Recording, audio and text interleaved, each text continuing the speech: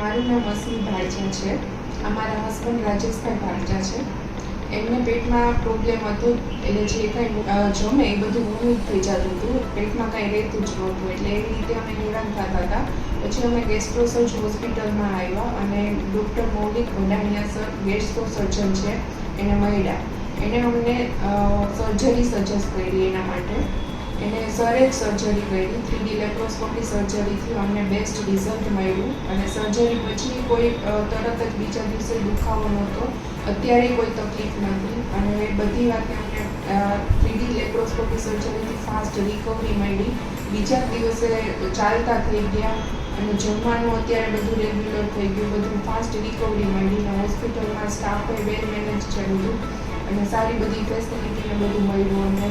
અને અત્યારે અમે બધી રીતે સેટિસ્ફાઈ થયા. રિઝલ્ટ બધું બેસ્ટ મળ્યું.